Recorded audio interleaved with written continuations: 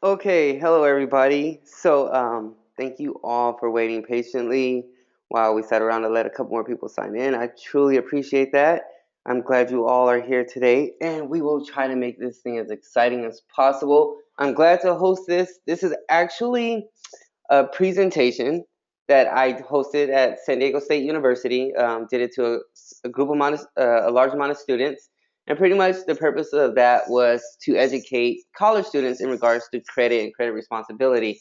Mainly because obviously we know it's not taught throughout the educational field. So the goal was to just go to these schools, go to San Diego State University. I have to go to Long Beach, well, Cal State Long Beach soon, and the goal is to talk to those students. And what I'm just trying to do is try to talk to as many students and parents as much as possible to gear our youth of tomorrow, so that way they don't have to deal with all of the credit troubles that our generation has to. Same with our parents, and it's just mainly because we weren't exposed to it. So the goal of this presentation is to provide as much information in a short period of time about what exactly is credit.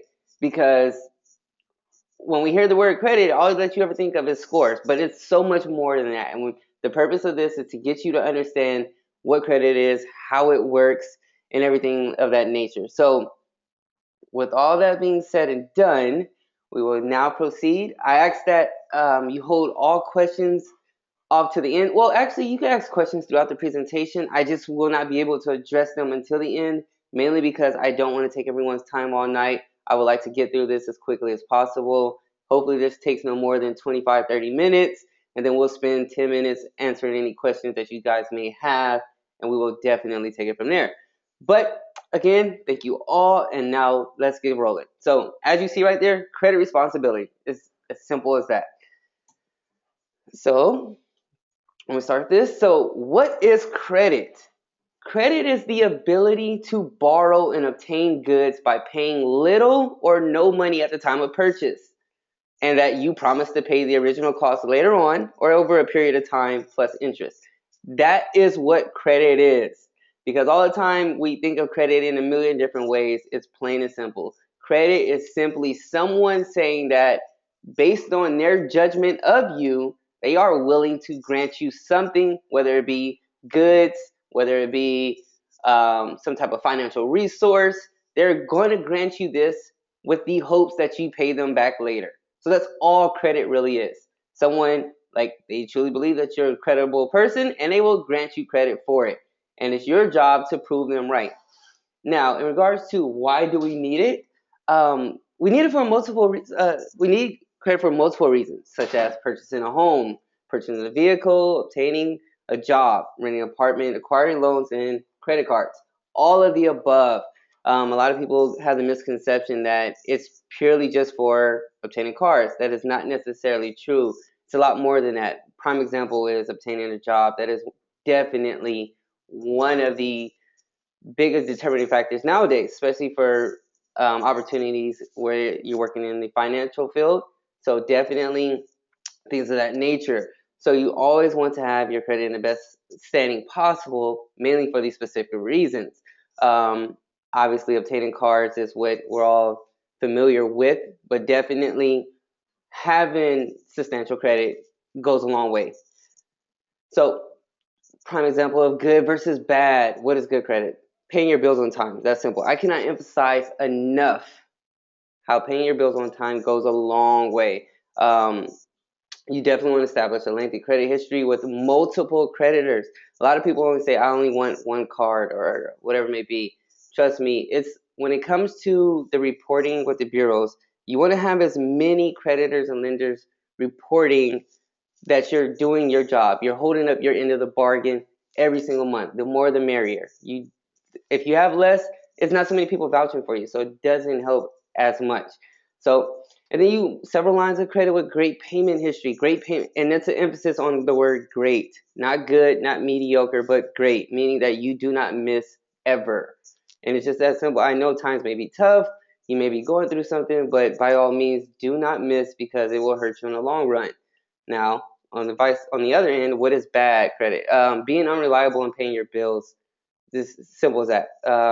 Abandoning debts, filing for BK, which isn't, and I have in parentheses, which is which isn't always a bad thing because in some cases it's the best option for a lot of individuals, mainly those who are currently experiencing some type of financial issue at the moment and they can't withstand a lot of the debt that's overwhelming them. So then that's when bankruptcy just may be a good idea for certain individuals.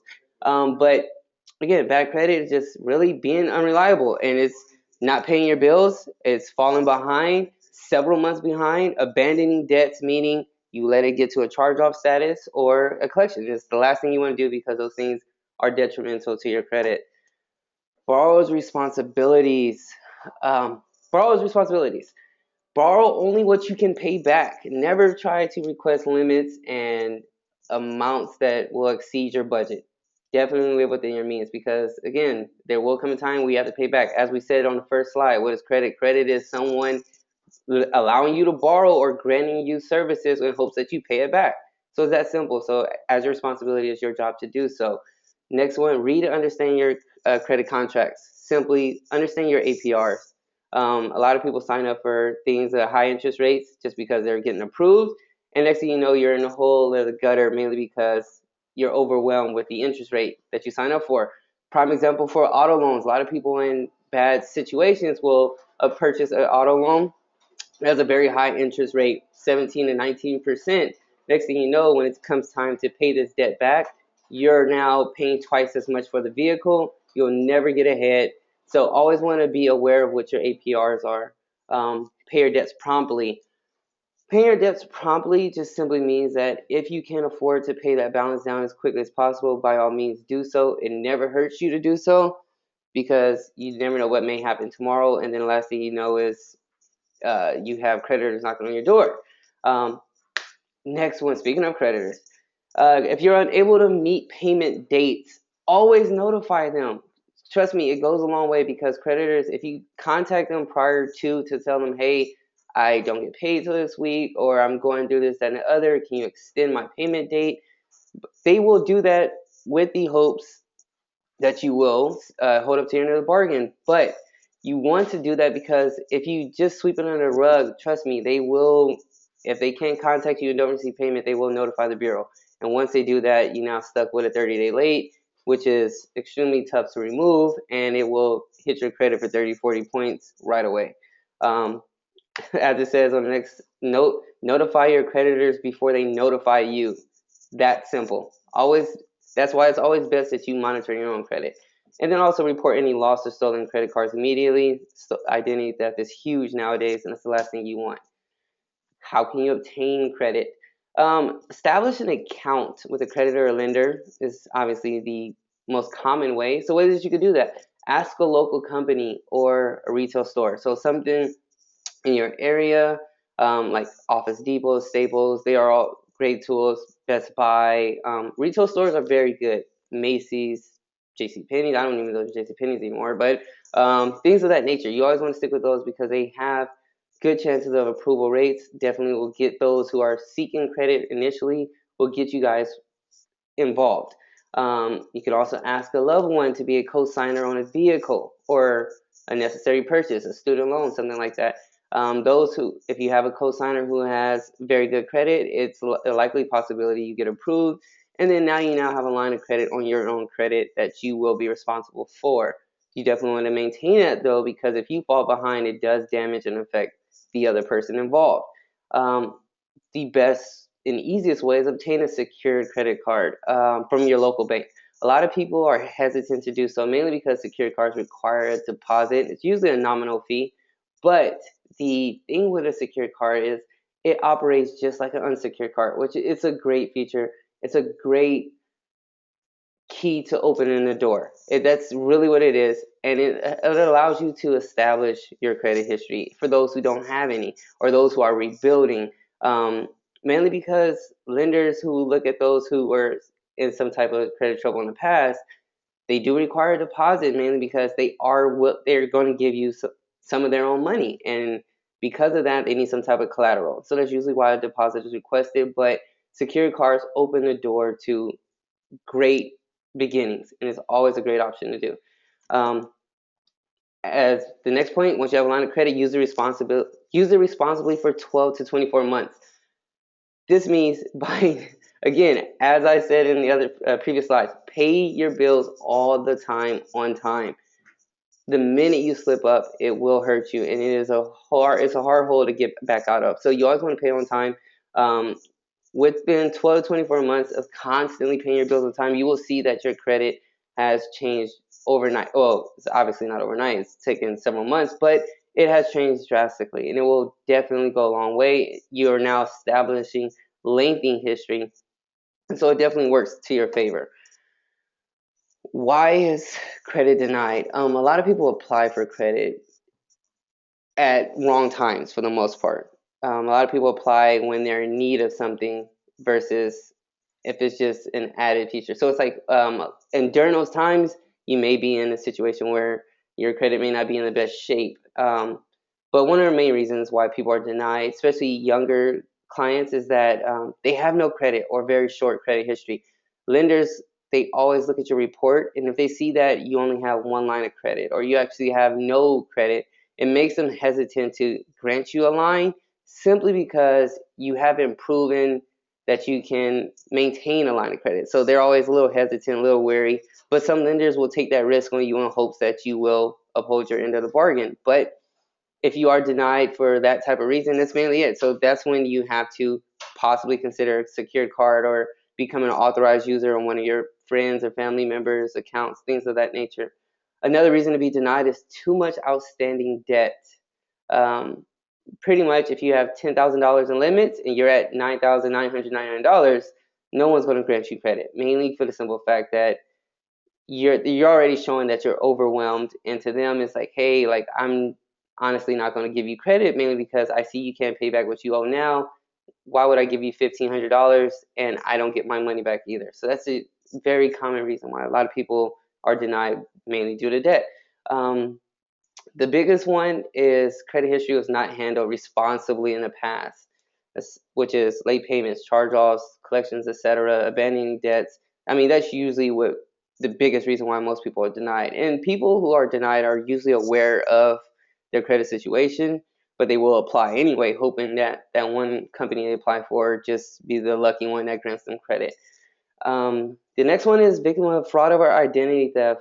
Even though it's not your fault and you are a victim of identity theft, because of that, lenders are now wary, mainly due to the simple fact that it could be account abuse, or mainly they're just unaware if you actually are who you say you are, just due to the simple fact that there may be some type of alert and they just don't want to take that risk. So one of those things that you will be faced with, always be alert, always be aware of if you are a victim of identity theft or not. You can definitely check these type of things out just by looking at your own credit report. You'll know.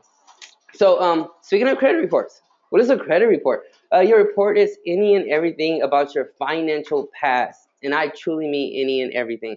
A lot of people look at their reports and say, "I can't believe that this information was there." And I mean, from the minute you turn 18 years old, it records every single thing about you, every address, phone number, job, everything under the sun is on your credit reports. And so you always, always, always want to be aware of it, mainly because some of that information could be erroneous and it could be issued in error. So it's just like you definitely want to be alert of that. It lists and details your loans, credit cards, payment history, outstanding debts, good payment history, everything. And so the three major bureaus, as you all are aware, I'm sure, it's Experian, Equifax, and TransUnion.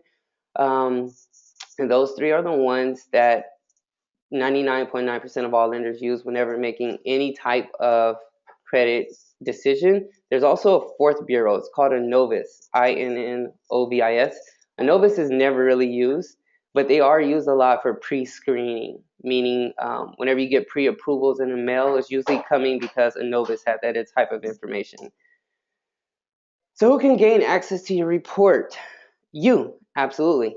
Each and every single day if you choose to. Other people who can gain access to your report are lenders who can prove they have a legitimate reason to do so. Those type of places are banks, credit card companies, landlords, again, as we talked about for apartments, real estate companies, and employers. Employers are legally able to look at your credit report if they have a legitimate reason to do so. Ways that you can obtain a copy of your own report. Due to the FACT Act, which is the Fair and Accurate Credit Transactions Act, you are entitled to a free copy of your credit report from all three bureaus once a year. But that act was updated this year, and it will be in effect, I want to say 2016, to where you can now get your full credit report twice a year now. Every 6 months, you are entitled to a new report. So you can just go to annualcreditreport.com to obtain it, if you aren't using like a credit monitoring site. So annualcreditreport.com is absolutely free, but it does not provide you with the score. Just so you know that you would have to pay for that. Or you can also, as we have our clients do, you can monitor your credit through a credit monitoring site. Great tool is creditchecktotal.com. Mainly, they are your actual FICO score. We'll give you all three bureaus. It's an excellent, excellent option. You are alerted of any type of changes that occur to your credit account. So I highly recommend creditchecktotal.com. It's a great feature to have. A lot of people use Credit Karma. We don't recommend Credit Karma, so to speak, mainly because one, they only list two of the three major credit bureaus, and the one that they don't list is the most important, which is Experian. And then the other thing with Credit Karma uses a Vantage score, which isn't an accurate credit score. It's just a score that they use based on their own calculations. So it's never used in any type of credit decision. Your FICO score is the one that you always want to use.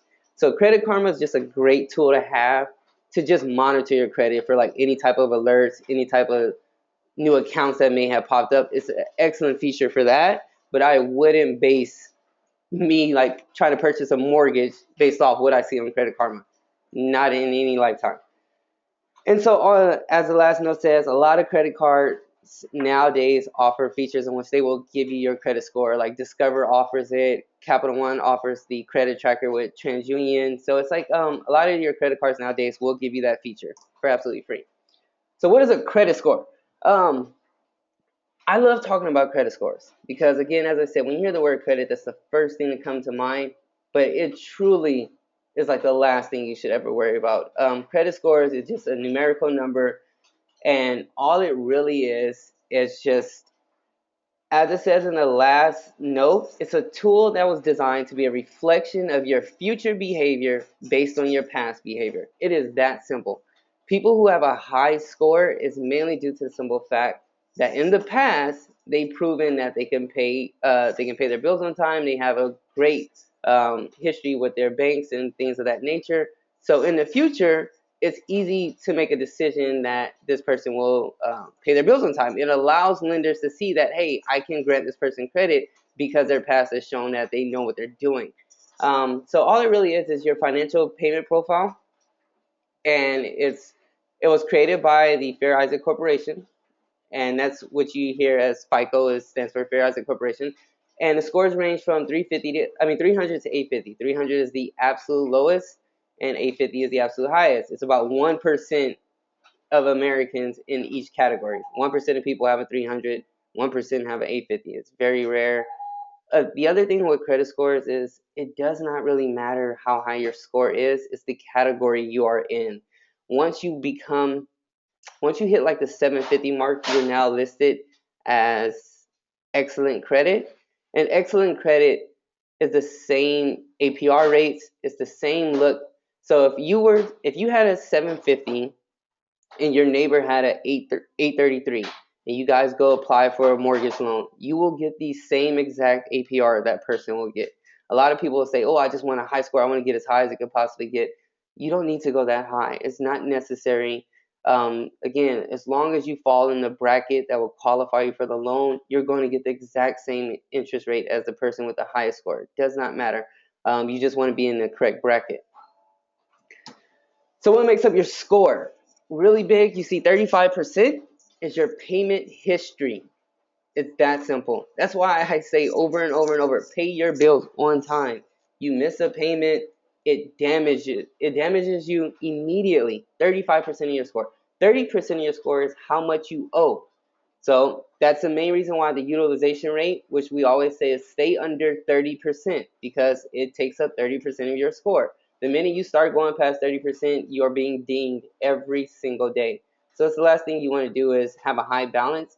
So again, I tell my clients, I tell my family members, I tell my wife, I tell everyone all the time, I don't care what your balance is. If you owe $100,000 in debt and you have a payment that's due on the 1st for $25, make sure you pay that $25. worry about the $100,000 later on. Hopefully something happens where you could pay a lot more down, but you just don't want to miss a payment. So if your minimum payment is $15, $20, make sure you always pay it. Focus on getting the balance down at a later date. The next one is your credit length, 15% of that. So as we said, people who have really long credit history, several years, 10, 15 years, they typically have really good credit.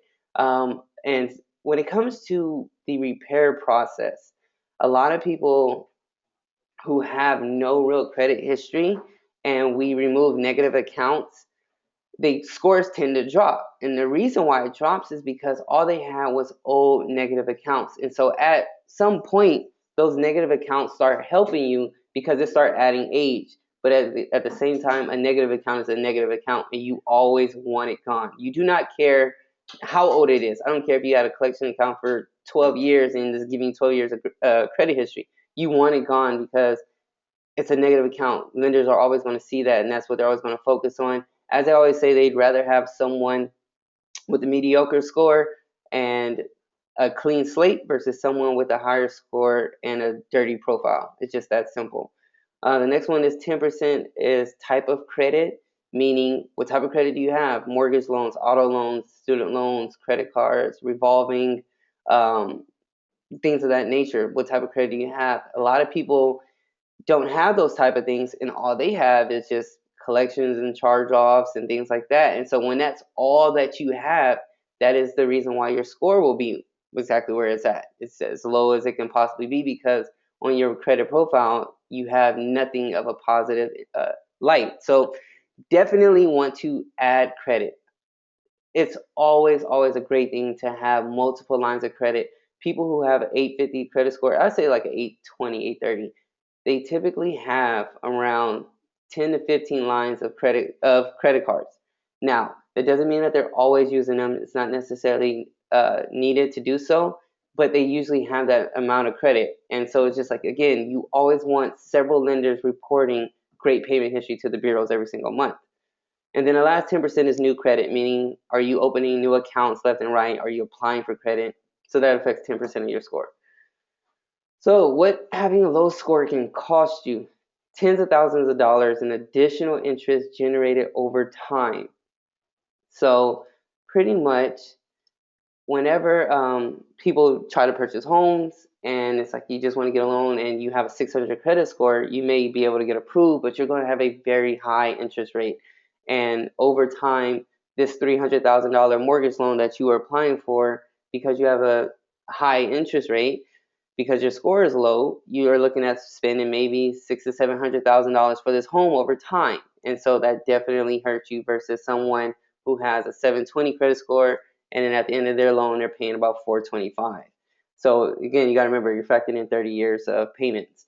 So the next thing is thousands of dollars in insurance premiums. Insurance definitely looks at your credit as well. A lot of people are unaware of that. So when you're applying for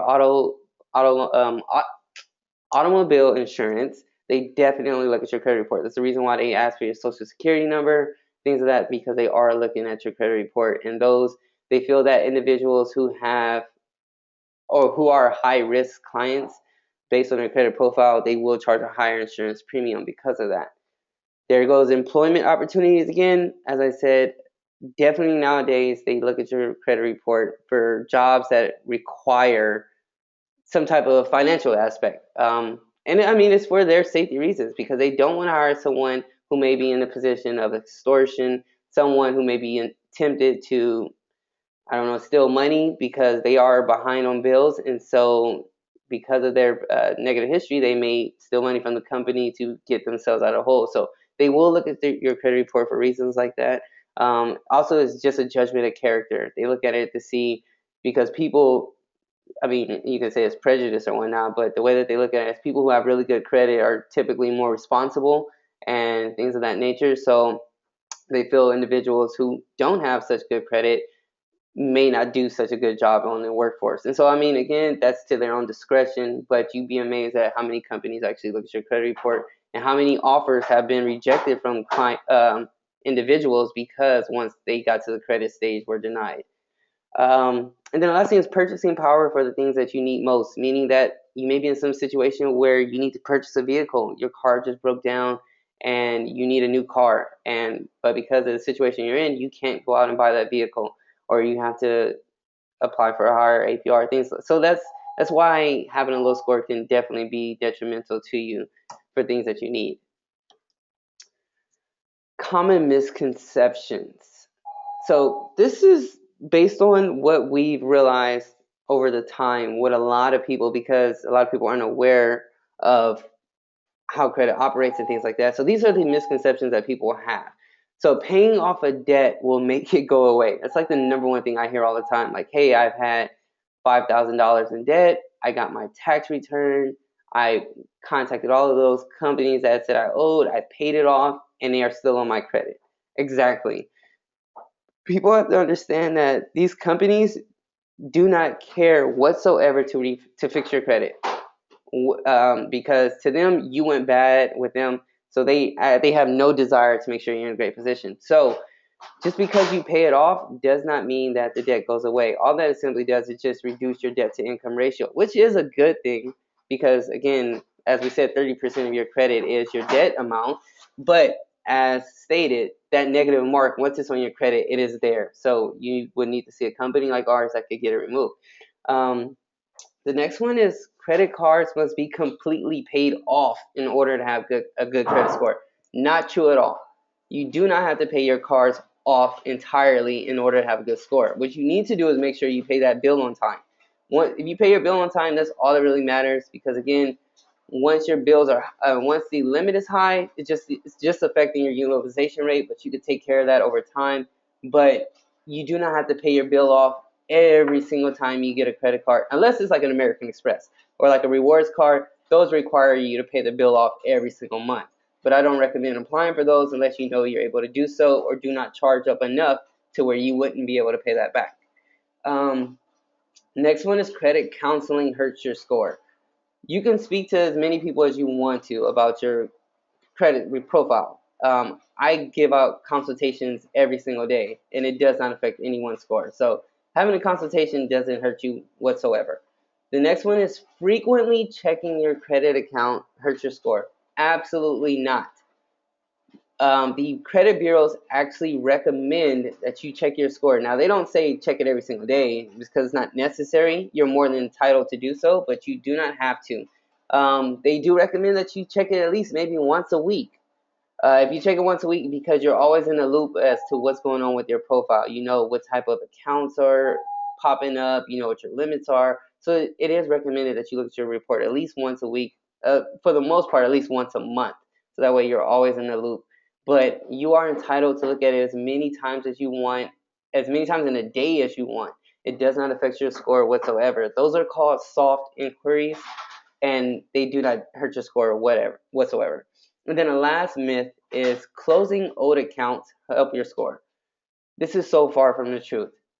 Does not help your score whatsoever. To me, it actually hurts your score.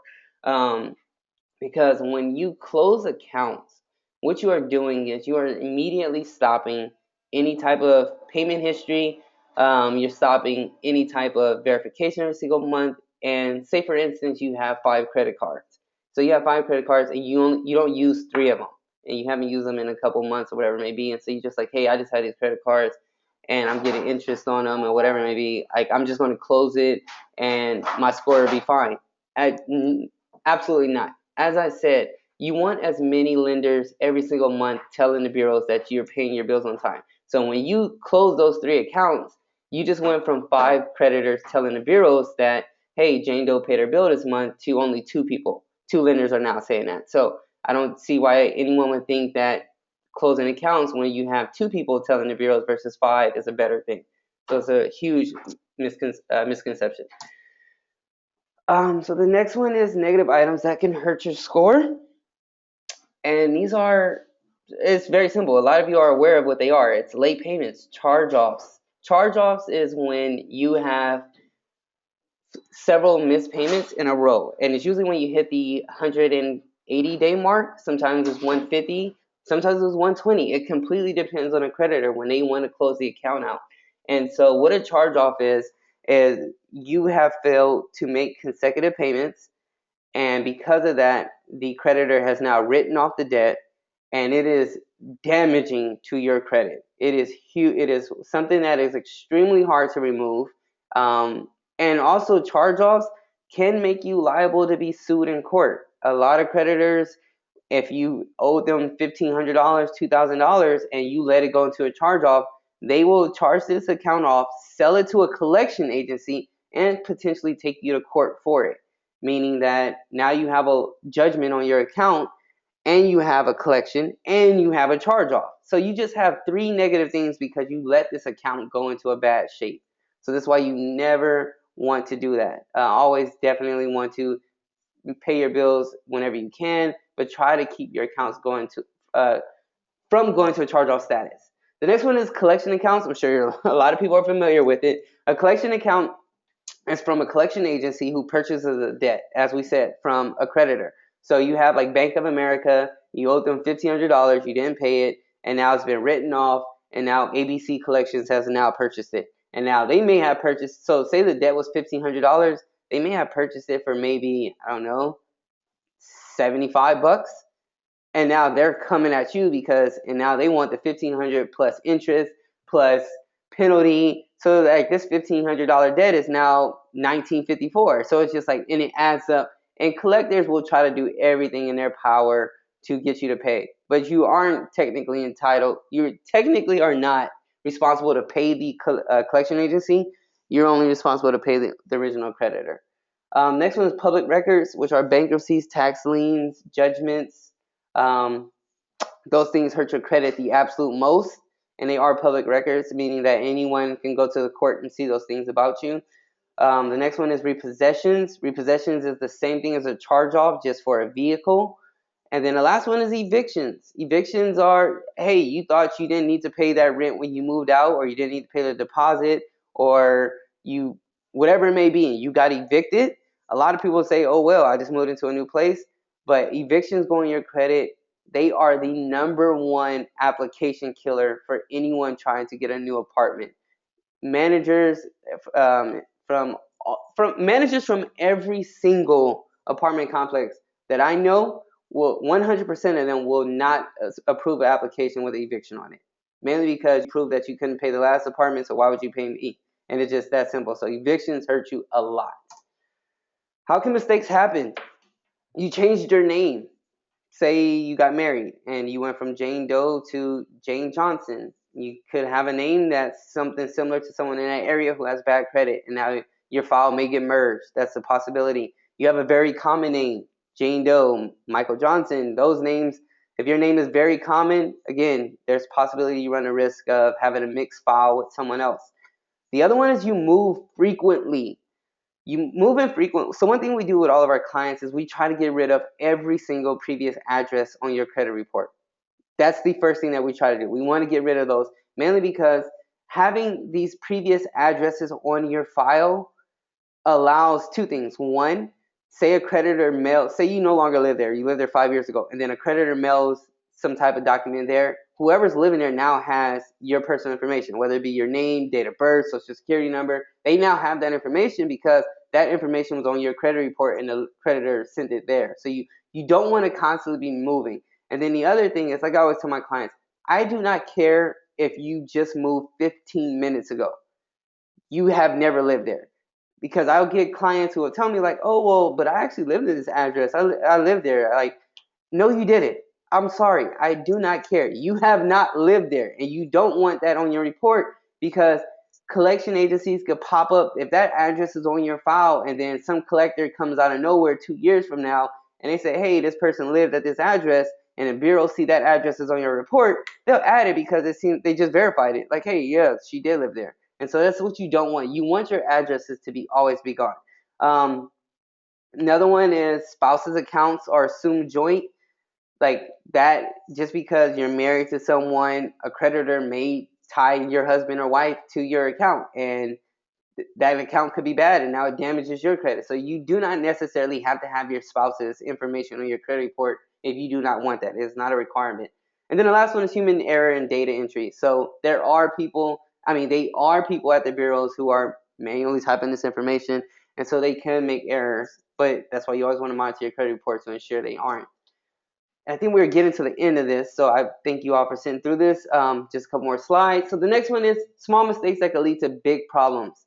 Personal identification information is incorrect. Like I said, we try to make sure your personal information is absolutely accurate, where we only want your correct spelling of your name, your date of birth, your social security number, and your current mailing address. That is all that you need for your personal information on your credit report. You do not need your employer. You do not need your telephone number. You do not need where you lived at the last 3 years. None of that information is vital or important for your report. You want all of that gone.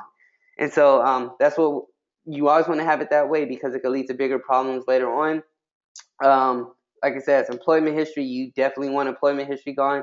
Accounts being listed more than once. Sometimes creditors will double list the account. And if it's a bad account, you do not want 2 charge-offs for the same account number on your report. It's absolutely illegal to do so. So you want those removed.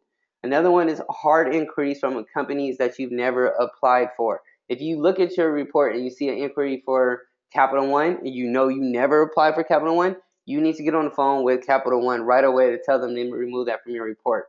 Mainly because obviously someone may be applying for credit in your name.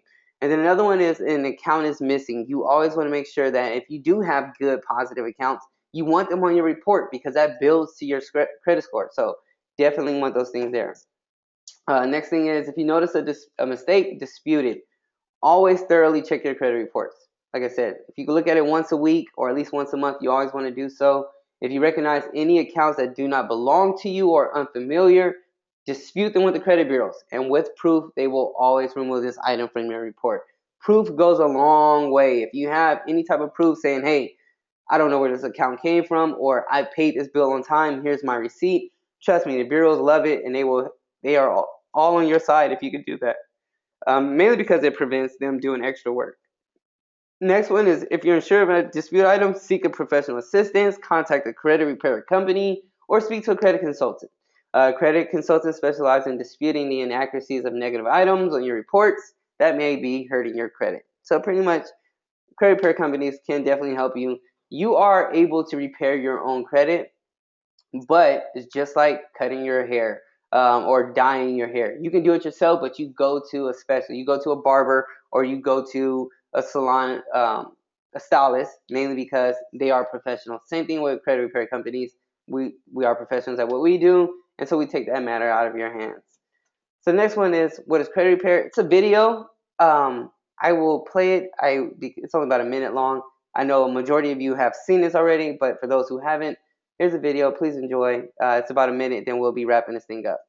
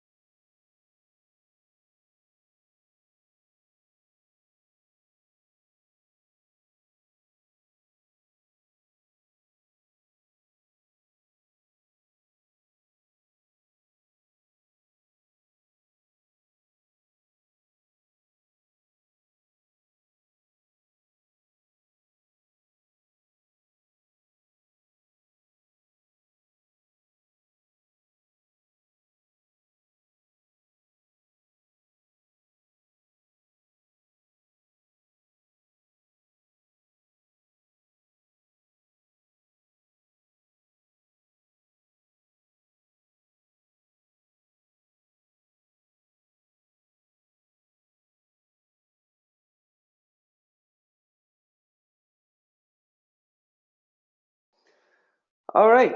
So, oh no, sorry. Oh, geez, what did I just do? Sorry about that. So, yeah, that was just a video. So, again, like I said, I'm sure a majority of you have seen it. So, thank you for sitting through that. For those who haven't, that is really what credit repair is. It's just having a consultant looking at your report and pretty much getting rid of all the bad, so that way you're only left with the good. Who is Oryzon Credit? We are a subscription-based company in the city of San Diego. We specialize in the following. I'm not going to go through all these, but it is credit coaching, credit analysis, effective dispute process, and items deleted. Pretty much, yes, we are great at what we do. We remove items left and right. We remove thousands of items in a very short period of time. We remove more items than any other company in the industry right now. So yes, we are excellent at that, but I place a heavy emphasis on credit coaching. Prime example like this webinar we're doing right now, because not only do you need your credit to be cleaned up, but you also need to be as educated as possible so that way you do not repeat these same mistakes. That is the last thing we want you to do, is to clean up your credit and then you go out because you are unfamiliar with the things and you go repeat the same mistakes over and over because you weren't taught better. So credit coaching is huge for us. We are, again, as I said, the number one company in San Diego. We won 2015 Best Credit and Debt Consulting Company as well, based on the San Diego Award Program. So yeah, I mean, we do have the accolades, and so we do take pride in the work that we have been able to accomplish. But it's it's nothing that you guys are unfamiliar with. So what do? We dispute negative items from your credit reports with all three bureaus to help rebuild your credit profile and scores. We coach and advise you on how to prepare for the future so you can obtain the things that you desire and need. And then we are now at the end. Awesome. So a little bit about me for those who are unfamiliar exactly who is Sean Scales. Mainly because a lot of our clients come from Yelp and they don't know who we are or who I am, because credit is a very personable thing. And so a lot of people want to know who they are dealing with. So I am Sean Scales. I am the founder and CEO of Oryzon Credit. I started the company back in December, so almost a year now. So I started the company back in December is when I started getting everything situated, but I didn't go live back until March this year. Like middle of March is when the company actually went live. And so prior to the company, I used to work for FICO. I worked for FICO up there in Del Mar, and while working there, I truly believe that I was doing a lot of manifesting because I knew I wanted something greater. And so I was an accountant for FICO for about 4.5 years. But I was introduced to The Secret. And at that point, I was heavily like pushing out to the universe and things like that. Like, oh, this is what I want. I want something different, blah, blah, blah. And it was like clockwork, things just started falling into place. And then out of nowhere, left and right, friends and family members was asking me to repair their credit. Now, I don't know if it was just a coincidence that a lot of people are having some type of credit issue at this moment, but it just seemed like it was just left and right. People were asking me, hey, can you fix my credit? And I'm like, that's something I don't do. But due to the high demand, I saw that, hey, maybe this is something I should take interest in. So definitely started getting into that. I met with some mentors who've been repairing credit for over 20 years. And then they taught me a lot, taught me everything that I know. And I just made it my own. And that's what got us to where we are today. As you see, SDSU alumni, so I graduated from San Diego State University in 2009. I am a husband and father to a beautiful wife and a child, a daughter. And yeah, but that is pretty much it. So again, I thank you all for sitting through this thing about credit. I hope that you learned a lot. Again, we're not going to take too much time, but I'm now going to open the floor for any questions that you guys may have that was unclear or that I was unable to address, or something that you're just interested in to knowing more. So we'll spend a couple minutes just going through that, and then yeah, we can call it a night. So thank you all, and just go ahead and type your questions because you all are muted just for reasons other people don't want to hear a bunch of racket. So yeah.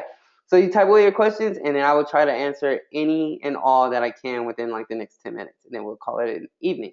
So thank you all. All right. So let's see.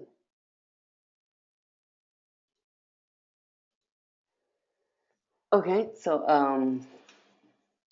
1 second. So let's see. Okay. So I have a question here. I actually get it a lot. Someone's asking, how long does it typically take to repair credit?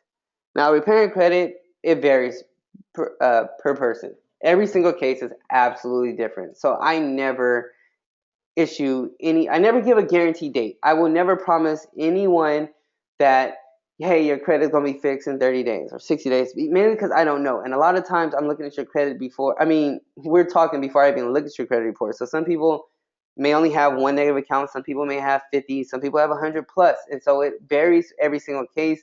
But when it comes to repairing credit, it's all about persistence. It's all about staying the course and fighting with the bureaus. You do not take no for an answer.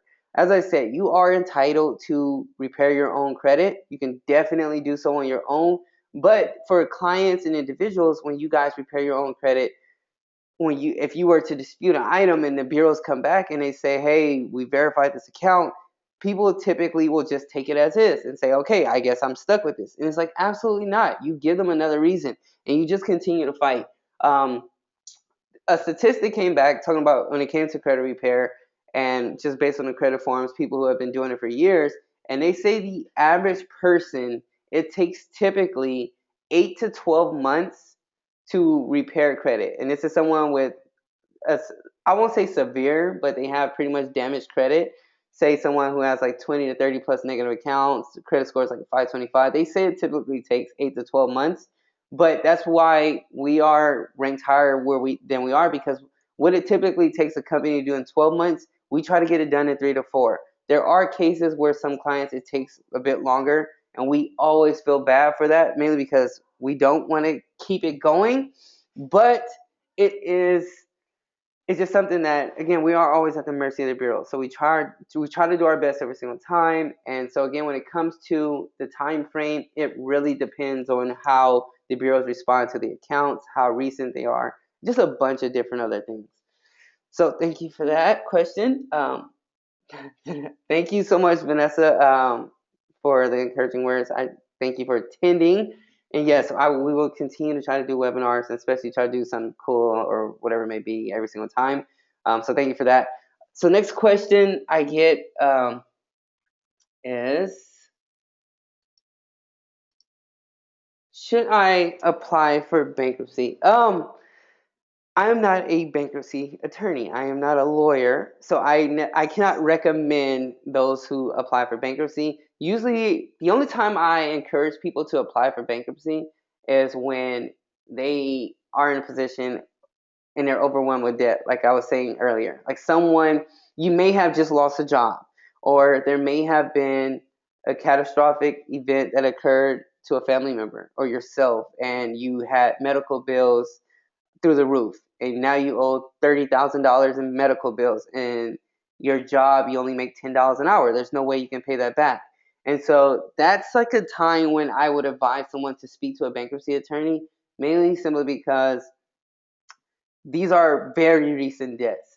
I can't, as a credit repair company, we can definitely fight to remove the negative accounts off a report, but that if that debt is there, then it's always going to be stuck there, and it's not much we can do about that. So those are times where bankruptcy may just be a good choice for some individuals. So yeah, if someone was looking for bankruptcy, I would always just recommend speaking to a bankruptcy attorney. And then let's see, I think I have one more question. Who's this from? Okay, so, and this will be the last question because it looks like all that I have. It says, oh wait, what? It just went away. I don't know. It just went away. That is strange, so I don't know what happened there. So I apologize. Whoever sent that question, if you send that to me in email, I will definitely try to email you back right away and to go over that. But all in all, like I said, I do not want to keep this going any too much longer. I do want to say thank you to everyone who attended. I hope that you learned something new today. I hope that it is something that you can go on and share with someone else, because you may have a family or friend member who is unaware, and we would just like to always educate as much as possible. And if you have any other questions, concerns, please feel free to contact us. We love talking to individuals, see how your life is going, and if we could be of any assistance. But all in all, I want to thank you all for attending. It was a pleasure. I hope that I didn't bore you guys. And yeah, we will try to do this again, maybe in a couple weeks, 2 or 3 weeks, who knows. But thank you all for attending, and I hope you all have a great night.